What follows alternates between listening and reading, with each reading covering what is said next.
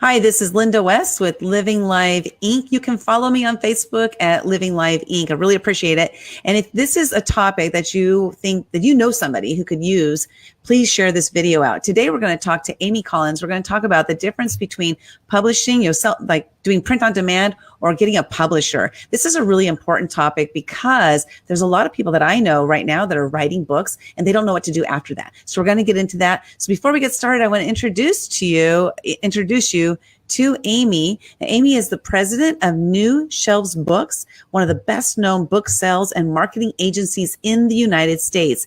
She's a trusted expert speaker and recommended sales consultant for some of the largest book and library retailers and wholesalers in the publishing industry. Now, I met her at an event, I think 2 or 3 weeks ago. It was Author Millionaire event, and it was really awesome. I loved hearing you speak, Amy, and I was like, oh my God, I got to have her on the show. So I want to thank you so much for being here. I'm excited to share you with everybody.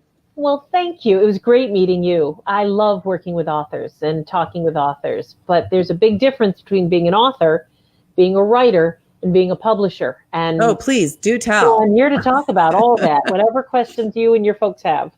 Okay, so if you're watching live, go ahead and do hashtag live in the comments. And if you're watching the replay, type hashtag replay in the comments. And if you have any questions, please post them below and then we'll address those. But yeah, that's I didn't even realize that. So there's a difference between the three of those. So why don't you share with us what the difference is? Oh, you want to connect with Amy at newshelves.com. Yeah, you do. Newshelves.com is where all my brilliance resides. And lots of it too. Guys, I am totally kidding. Very little brilliance. But here you go. There are people out there who make a great living as writers, but they don't write books. They're not out there as authors. What they do is they're copywriters, they write, but they're content providers. They write blogs. Some of them do write books, but they write work for hire as ghost writers. An author, usually in our industry, is separated from the writer by this fact. An author usually has a book published by a publisher and is out there actively working and creating in the publishing industry as the author, somebody who actually has a published book. And a book is not published until a publisher has put it through a whole, which I'm going to get into, okay, a whole series of steps. And a traditional publisher will evaluate an author and a manuscript and their writer, will make them an offer to buy the publishing rights. An author always keeps the copyright, but they'll offer to buy the publishing rights, and then they'll give them usually either an advance or instead of an advance, a promise for a royalty. They take care of all the steps. To publish a book properly, it has to be edited, copy edited, which is different than edited. Needs to be laid out and designed, then proofread. The cover needs to be done. Market research has to happen. Titling, subtitling, the back cover copy needs to be written. It all needs to come together. It needs to go to the printer. And there's different types of printing, which I'm happy to answer questions on. And then it needs to be sold and marketed. At that point, the author comes back in because the author needs to be promoting and marketing his or her work consistently and constantly. Publishers don't do that. And for people who say, well, they used to, no, they didn't. I've been in publishing since, well, really long time, 30 years. And I've worked for big houses. And yes, we would promote the big authors, but the little authors always had to do the work. So if you're new, but that's what publishing looks like. Too many people in this day and age write a book, go to KDP, Amazon, which used to be called CreateSpace, or Ingram Spark, and they will print their book. They don't actually publish it. Now, I make a living telling people exactly how to publish their book. So I'm not saying you can't publish your book on your own, but just writing, typing it up, slapping a cover on it that you get from a template and printing it at KDP, that's not publishing, that's printing. And so that's where a lot of people get in trouble and they wonder why their book isn't doing really well. It's because it didn't actually go through the publishing process. Okay, so when you put your book up on Amazon, is that considered publishing or no at that point? Amazon, which is a retailer, owns several companies. Okay. Amazon is a storefront, and it's no different than Barnes & Noble or any other. It's a retailer. They sell stuff. But Amazon owns a lot of companies. And one of the companies that Amazon owns is a print-on-demand company now called KDP. It used to be called CreateSpace. Okay. Print-on-demand is a business model. Print-on-demand is a business model, and print-on-demand companies work within a business model that allow publishers, even publishers like Random House and Simon & Schuster, to put book files in a computer, and they wait for an order. And the minute an order comes in, thanks to digital printing, 1 copy, 2 copies, 9 copies, it doesn't matter how big the order is, are printed and are immediately sent out the next day. That is the print-on-demand business model. That is not publishing. Okay. That is a distribution model that uses digital printing. Publishing is editing, copy editing, proofreading, design, layout, marketing, sales. Publishing is everything else. Distribution is just a teeny part of that. And that's what print on demand is. And Ingram Spark, you may have heard of. Ingram Spark is another print on demand company. It's a competitor of KDP. Okay. But they mainly put themselves out there to the books and libraries. They like books and library market is where Ingram Spark focuses. Yes, they'll sell to Amazon, but this is what I wanted to talk to you about. And anyone who's confused, I totally understand why you're confused. Yeah. These terms are crazy. There's people out there talking about self-publishing and hybrid publishing and all of these things. I get how confusing it is. Mm-hmm. That's why I'm writing blogs and always writing articles and doing webcasts like this to say, if you want to write a book, that's awesome.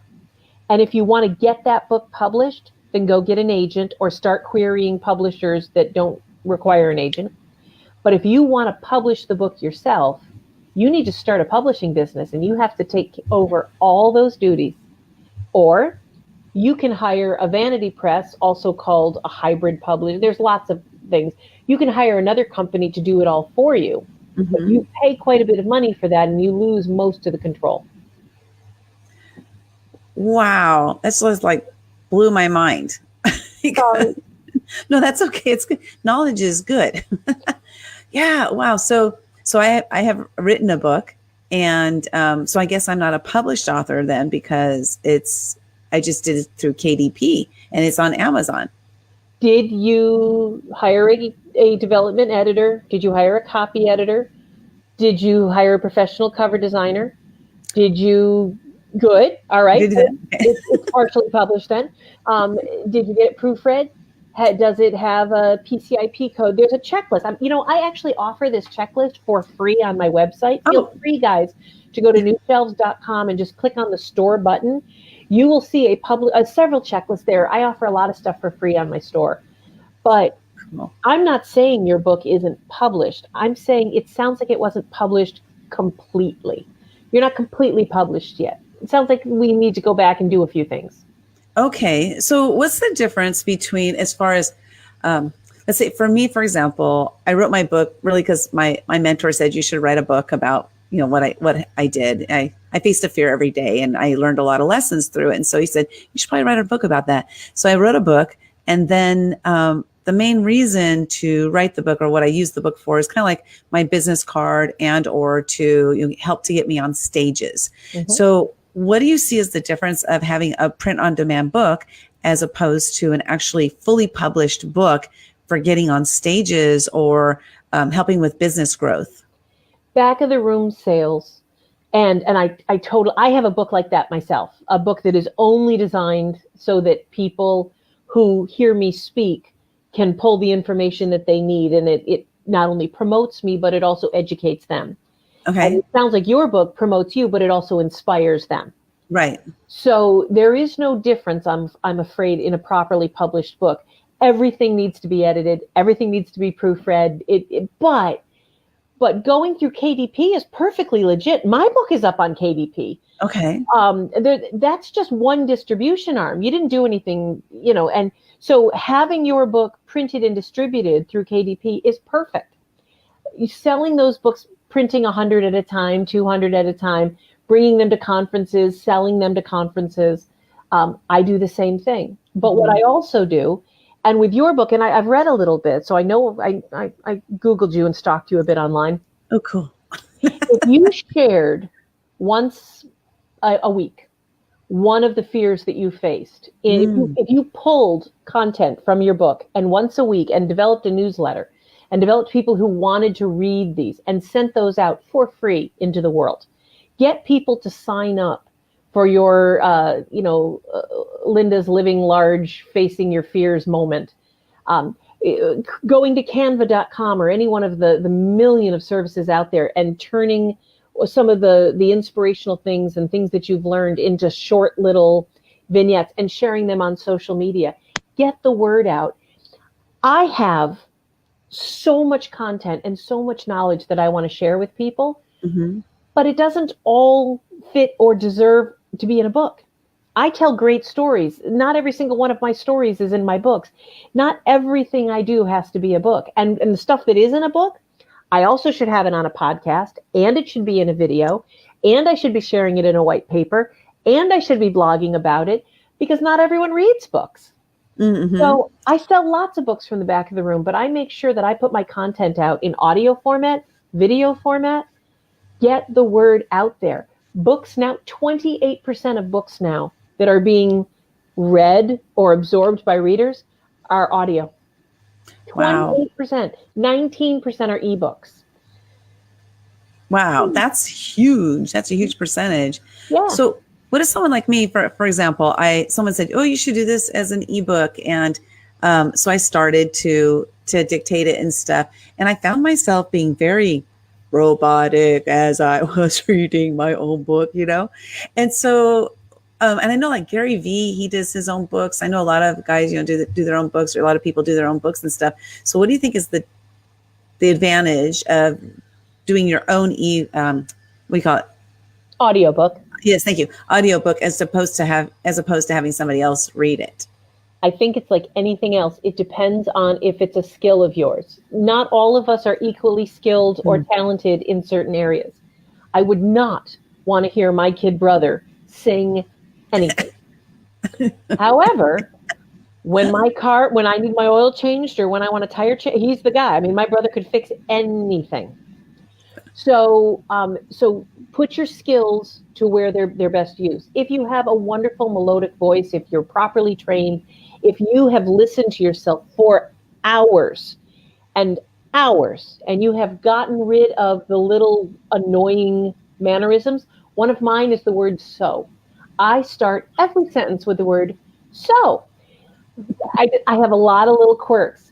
And if you're willing to edit those out, if you are willing to take the time to train yourself and you've got a lovely voice, then by all means read your own audiobook. I have a guy I work with named Derek Depker. He actually teaches a class. He gives you everything you need for like $200, and he'll help you do your own audiobook.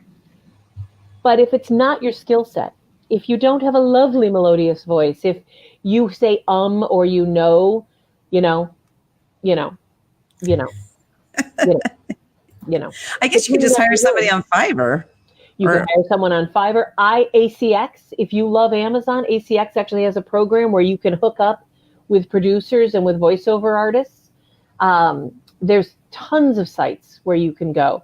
And actually, I do have a video about audiobooks and how that I did with Derek for free. It's posted on my website. So if you go to shelves.com, if you'd like to learn more, I will make sure that that before tomorrow morning, that video is up on my YouTube channel and it's posted in my, you just click on the YouTube channel on my website. It'll be the first one there. Okay. That's awesome. I love it. I don't know how we went down that rabbit hole, but I'm so glad. It's funny because I started to take notes. I thought, wait, this is dumb. This is on video. I don't need to take notes. I got everything right here. You're giving me some brilliant ideas. I love it. And we have, Shannon is watching live. She said, mine is again. I'm not sure if she meant that was the word she says all the time because you were mentioning so. Again. So. Yeah. Again. Let's see this again. And I'm with you. But you can't just write one version of your book, throw a cover on it, and expect it to be brilliant. You can't just regurgitate out your book on tape. Writing is a craft. It's a talent. and it's a skill, but it's also a craft. It's not something that you can just, it's like dancing or basketball or anything else. You have to have an innate talent, but you also have to work at that craft. And there are things that you need to do. There's a discipline to it, to any craft. And the same thing is true with audiobooks and ebooks or starting a business.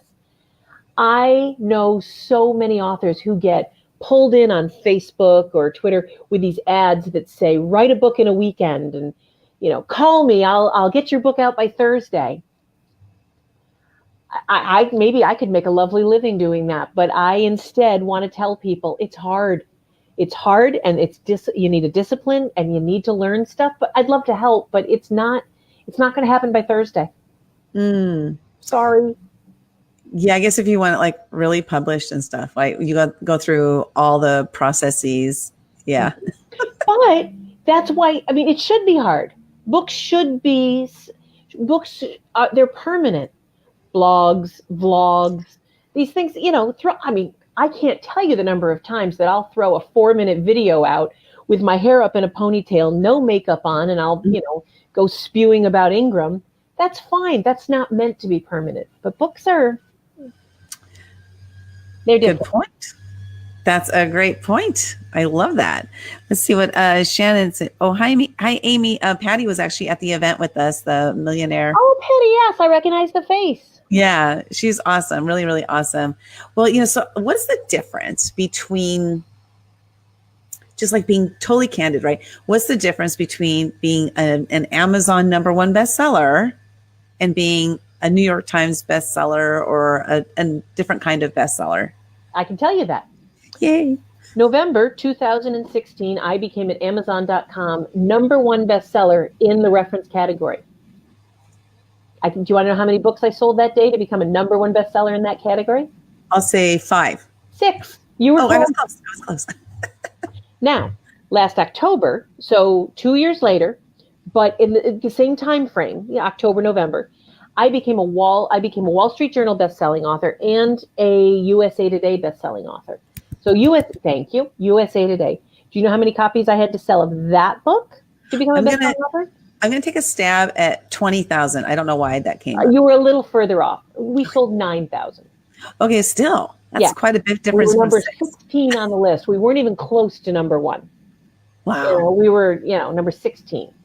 So to be a #1 and when I was a #1 bestseller on Amazon, I'm pretty sure 2 of those copies my mother bought. So there's no pride in being an Amazon #1 bestseller. There used to be. Those days are over. Let it go, guys. Just stop.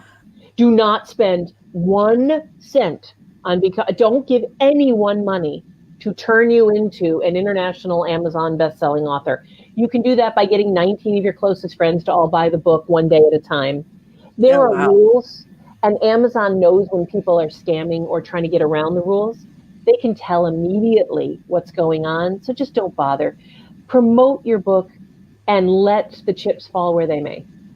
Okay, so as far as, let's go back to like getting speaking gigs and things like that. As far as getting the speaking gigs, do you think it matters if you have a best-selling book or not? It's just like the book is the book is the book will get you onto stages if it's content that people are interested in. I think that a book is a book is a book. Properly published with a good cover and a great message can easily be the difference between having to put you in the no thank you pile and the maybe pile. Oh. I think it's your ante-in at the poker table. I think it gets you into the maybe pile. And then when they flip that book open and they see 7 typos or that it's not beautifully flowing or that your thoughts are a little disjointed, you're out of the game. I think that if you've got a book and then they click on your YouTube channel and they see a very articulate, beautiful message, you're still in the game. So I think it's the ante-in. I think it's necessary. I love books and I love publishing and I read I get a lot of education and knowledge and inspiration from books. Mm-hmm. Booking speakers, I'll tell you, what they care about is a good book. But that's just the entree. Okay. Now, how did you get into all of this? Because I can hear a little bit of passion there, but I'm just wondering, how did you get into it? Because this is this is something that not everybody does, so what made you get into doing this? 30 years ago, which I hate admitting, but I was a professional musician. I was touring around singing for a living. Okay. Did you play an instrument also? I play many instruments, and I went to school for it. I was making no money. I don't know if you know any musicians, but the one thing we all have in common is we're broke. Yeah. So, I am a musician, by the way. Well, what do you play? Well, I played flute for 10 years when I was in school, and then I just recently started playing bass guitar, which I absolutely love. My favorite. But yeah, I do too. We'll have to jam. Oh, awesome. I make $0. You will be. You'll make $0. But I got a part-time job in a bookstore, which after a few minutes, it became quickly apparent to the management that I did not belong working in public. I really, the public was not. So they put me in the office, and I became a book buyer. And over the years, I crawled up the corporate ranks and became a book buyer for a very large chain of bookstores in upstate New York. Okay. Then I got a job with a division of, which now is a division of Random House. It's called Prima Publishing. They recently closed after all these years, makes me sad. And I became a sales rep. And for 15 years or more, I worked again, climbing the corporate ladder, and became a sales director and eventually a pretty high up. I had a whole team of people working for me at a $500 million a year publishing company. Wow. Yeah. And I was sitting in the boardrooms at Michael's Arts and Crafts and Barnes and Noble. And you may remember Borders and Crown Books. And I would sell to Target. I was always flying off to Minneapolis to sit down with a Target buyer. And I learned about airport stores, and I would pitch the airport store buyers. And over the years, I realized that I had a lot of knowledge that I could share with all of these smaller publishers and self-published authors who belong in airport stores but can't catch a break. They don't know who the buyer is. So, wow. Actually, in 2 days, it's my anniversary. But in 2006, I started my own business, and I have never looked. It's a distribution and education business to help people get their books out into the marketplace. Most of my day is spent telling people that they have to fix something, which is really awful. It's a horrible way to start, but yeah. Well, and those things are important though, right? Because being able to give that information to people, telling them they need to fix things, and then them fixing them and making it better, hopefully they don't get too mad at you. But I'm an avid skier, and I have not skied in years, and I'm starting up again. So I'm taking classes. Thanks. But if I go to my ski instructor and he sees that I'm wearing 15-year-old skis that are now dangerous. I mean, what we didn't know 15 years ago, we know differently now. He should say to me, no, go back, go rent some skis, come back in 20 minutes with some newer skis with newer bindings, and then we'll do this. That is what I do. First I look at your skis, then I let you go down the mountain. I love that. As long as you're not wearing one of those suits that goes those are the days back in the 80s. Man. So see, Patty says, promote your book and let chips fall where they may. Amy. I love it. Let's see, a jam. I'm not sure what that was about. And then great. Yeah. So this is really great information. I love it. And so what's the difference? So self-published, because you mentioned self-published. So what exactly does that term mean then? It means a million different things to 70 different people. Okay. The problem is hybrid publishers, which are people who take money from authors and then give them a higher royalty at the end of the day, but they're still the publishers. I love hybrid publishers, a lot of them with a lot of great integrity. Hybrid publishers and vanity presses, there are companies out there that will just take $3,000 to $5,000 and slap a cover on your book, and they should be ashamed of themselves. And it's all got lumped in, and people who actually start their own businesses and publish the books themselves, like you did, Linda, they all got lumped in under the name self-publishing. And everybody wants, but it means a million different things. It could mean that you did it yourself. It could mean you hired Author Solutions or Lulu to do it. It could mean that you used templates from KDP and you published under the KDP imprint. It could mean that you went to highly regarded hybrid publisher. So here's my definition. When you decide what you want to do, if you're going to be traditionally published, you don't pay any money, they pay you. Okay. If you're going to be hybrid published, you pay for things that you want to have done, but they pay you a much higher royalty, at least 50%, instead of the 7 or 8% that a traditional publisher would pay you.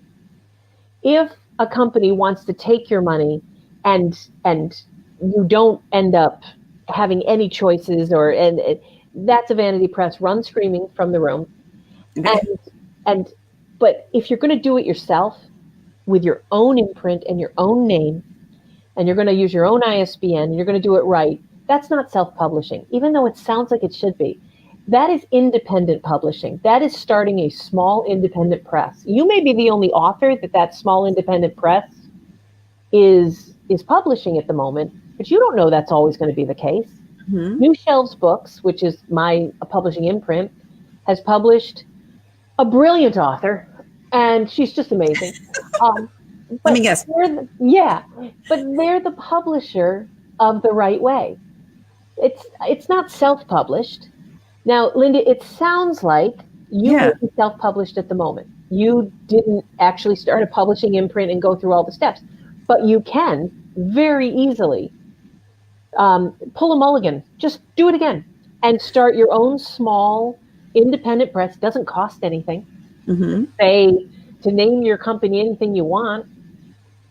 And again, there's a lot of steps. I'm not saying it's easy. It won't happen by Thursday. You have to learn a lot. You've got a lot to do. But if you're willing to invest the time, you can have the most amazing, legitimate product, which will raise your ability to get booked as a speaker. Interesting. Because I was toying with the idea of starting Living Live publishing.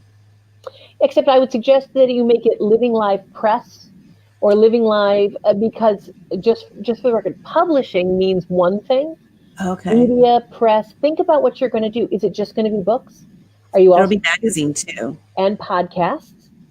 Oh. There's a lot that goes into your company, and so you want your brand to encompass. You want your brand to encompass everything you do. Your vlogs, your podcasts. You're a media company. So think about it. Okay. Sorry you didn't ask my advice. But No, that's good. Sorry, well, guys. I'm glad you threw it my way. That's awesome. Let's see. Oh, we have some people we need to be watching here. Patty's tagging everybody. Awesome. Really great job. But shoot, is there any question I haven't asked you? Oh, the ISBN. Can you tell about the ISBN? Because I remember you talking about that. As far as there's a difference between you owning your own or using somebody else's. I'd be happy to. And this is a big part of what comes into being self-published as opposed to starting a professional, true independent publishing company. An ISBN, International Standard Book Number, is a little like a thumbprint or a social security number. Everybody gets their own. You can't share them. Two twins may have, the exact same DNA, but they have two different social security numbers. Every book and every book format has its own ISBN, International Standard Book Number. It is how the industry tracks that book for a myriad of different reasons. If you are listening from the United States, the only legitimate place from which you can buy an ISBN, and you need to buy them, and if you're listening from Canada, you get them for free from your government, but the U.S. doesn't do that, is a company called R.R. Bowker, B-O-W-K-E-R. And you go to R.R. Bowker through a website, and that website is www. Yes, I'm old school. I still www. Sorry, guys. myidentifiers.com. myidentifiers.com. And I'm sure that Linda's going to put that in the replay. But you can buy one ISBN, you can buy 10, you can buy a 100. I would suggest you buy at least 10 because you're going to need one ISBN for the paperback, one for the ebook, one for the audiobook, one for, Okay. And you may do a second book, you don't know. But buy the ISBNs from Bowker. If you do not, if you take a free ISBN from KDP, which used to be CreateSpace, or if you take an ISBN from a publishing company that is charging you, like an Author Solutions or something like that, they own the distribution rights and the publishing rights to your book. Yes, you own the copyright. But if you take an ISBN from somebody else, no matter what name they put on the database, even if they say that you're the publisher, you're not.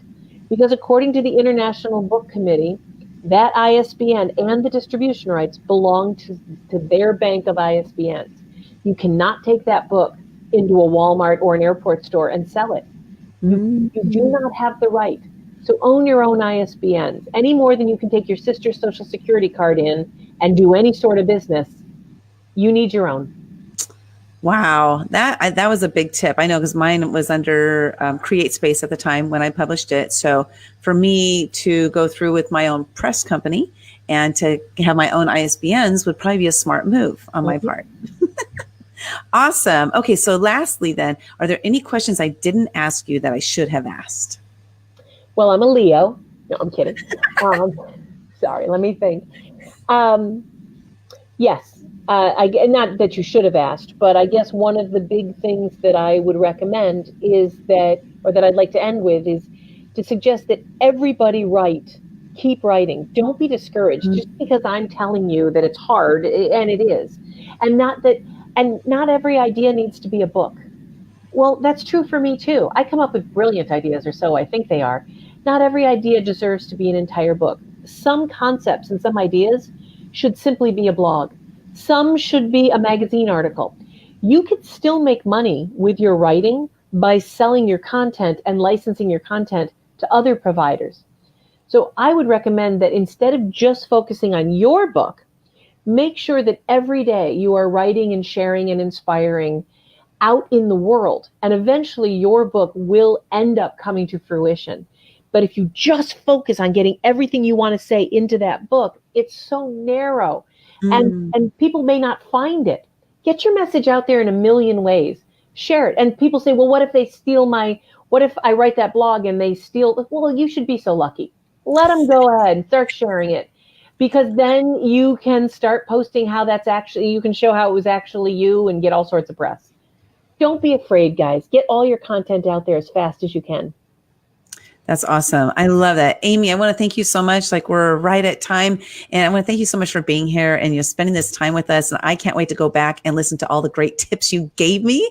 I'm going to definitely implement them. Not all today, not all by Thursday, but I will definitely implement. So you guys go to newshelves.com. She has a lot of free downloads over there and just really great information. Check it out. And if you want to work with her, you can find her there on the website.